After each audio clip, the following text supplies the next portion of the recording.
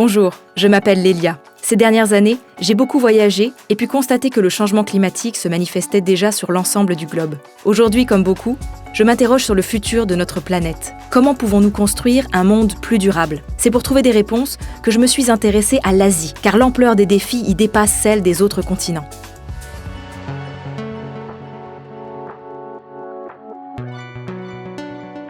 À eux seuls, 5 pays asiatiques rassemblent plus des 2/3 des espèces animales et végétales de la planète, dont certaines n'existent nulle part ailleurs. Mais les écosystèmes se dégradent et la biodiversité s'appauvrit. Cela met en danger les économies, les moyens de subsistance et la qualité de vie des populations. Alors comment concilier préservation de la biodiversité et développement économique pour assurer le bien-être des populations? Je vous propose d'aller dans un pays où le patrimoine naturel est exceptionnel et où la biodiversité est devenue un enjeu national. Cap sur la Chine.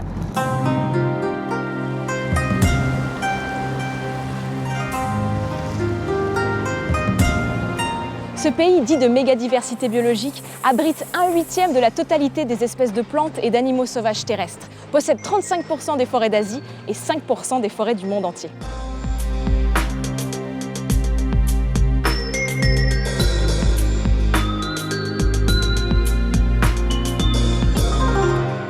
La croissance économique chinoise s'est longtemps faite aux dépens de l'environnement. Mais aujourd'hui, les clignotants sont au rouge. Les espaces naturels se dégradent sous la pression du développement économique, de la croissance démographique et de l'expansion des villes. Et quelles sont les conséquences pour l'environnement? Une pollution de l'air, de l'eau et des sols qui s'intensifie, une surexploitation des ressources naturelles, un appauvrissement accéléré de la biodiversité. Et dans les cas les plus graves, des espèces qui disparaissent. Année après année, les forêts et les zones humides régressent un peu plus en surface et en diversité. Cette dégradation de la biodiversité est préoccupante, d'autant que son taux est bien supérieur à la moyenne mondiale.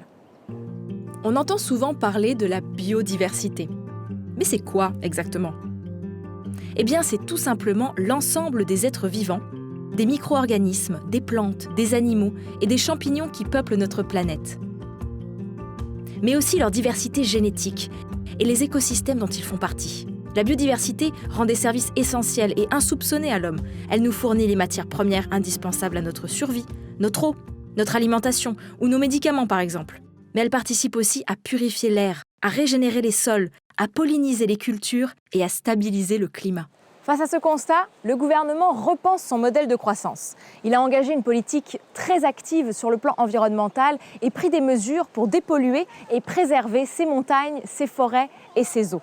Un des objectifs de la Chine, limiter la dégradation et la disparition de la biodiversité et des habitats naturels qui font sa richesse.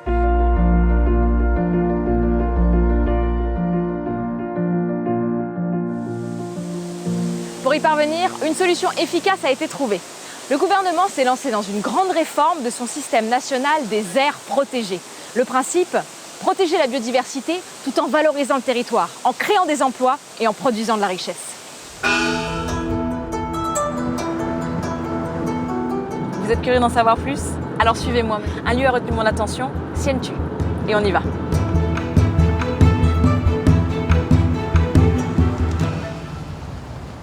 Situé au sud-est de la province de Zhejiang, à 350 km au sud de Shanghai, le district de Sianju a su conserver un riche patrimoine naturel. Dans cette zone de moyenne montagne, un territoire unique s'offre à nous. 300 km² de patrimoine géologique et paysager. On dit de Siantu que c'est le lieu d'habitation des immortels.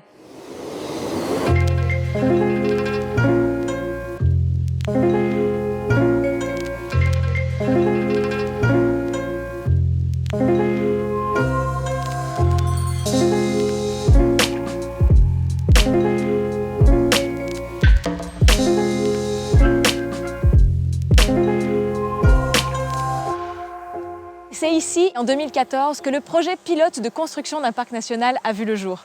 Pour nous en parler, je vous amène à la rencontre de Monsieur Pan, le directeur du parc national de Siantu. 那么这个因为国家公园的接力，我们就可以应带我们把一些森林保护起来，能够保护住我们制造氧气的那个原始的森林。第二个呢，它就要把它一个很好的一个地质地貌把它保存下来，免遭人为的破坏。免遭人为破坏，那个就留给我们子孙后代一个非常好的一个地质地貌。因为建了国家公园，有了历史化的生活方式，倡导了一种历史化的生活方式，把我们先居的整个居民的话，从原来的粗犷型的生活方式改成我们精细型的、精细化的，走我们历史化发展的一种节约型的一种生活方式。那么具体呢，我们一个方面我们就开展了我们生态旅游。一开展了生态旅游的话呢，游客来多了，我们当地的居民的话，他那个农家乐就非常的火爆，那么他经过了大量的一块收入。所以说，保护环境跟发展经济不是矛盾的，而是有机的统一起来的。Le gouvernement populaire du comté de Siantu et ses habitants se sont mobilisés pour protéger la biodiversité et revitaliser des villages isolés. Je vous emmène à la rencontre de Monsieur Wang, le secrétaire du parti de Danzhou. C'est là. 把村庄从一个传统的村落更新成一个景区，更新成一个产业发展的平台。那么在这个过程中我们第一方面对老房子、农村的老房子进行维修，使它成为一个乡村发展的重要节点，成为一个品牌，成为一个小的一个展示村庄的窗口那么第二个呢，我们叫农房改造，就是在一些区块里面重新设计、重新分配给老百姓。那么老百姓一方面改善他的住房条件，第二个他用这个房子作为他发展乡村旅游的平台就做民宿发展做酒吧或者做文创等等。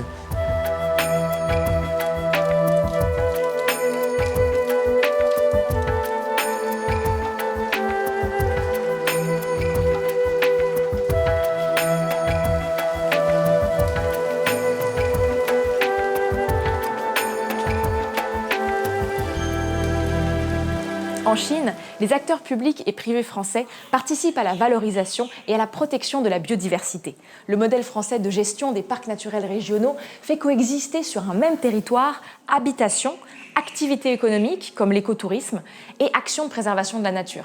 Ce modèle est donc pertinent pour la Chine et en particulier dans cette province qui est fortement peuplée.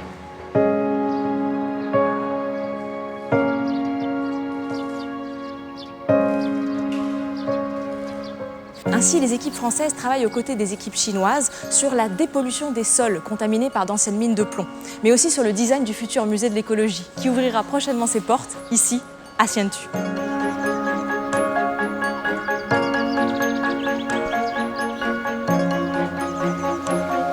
À l'initiative de l'AFD, un partenariat est né entre le parc naturel régional des Ballons des Vosges, en France, et le district de Siantu.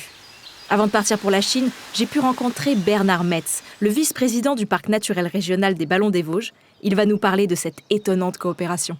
Nous avançons sur des thématiques très variées, l'organisation des fréquentations, ce qui me paraît important dans les espaces naturels, puisque nous sommes tout près de Shanghai, et il y a un vivier de population apte à venir dans le parc. La valorisation du patrimoine culturel, avec la protection des villages isolés, c'est une thématique très forte à Chengdu. L'écotourisme, qui est vraiment un point essentiel dans le développement de ce parc, et puis l'éducation du jeune public, et bien sûr, pour terminer, la gouvernance aussi. Et je crois que la valeur ajoutée de tout ça, c'est effectivement la protection au service du développement et le développement au service de la protection. Et ça, c'est vraiment une thématique fondamentale dans un parc.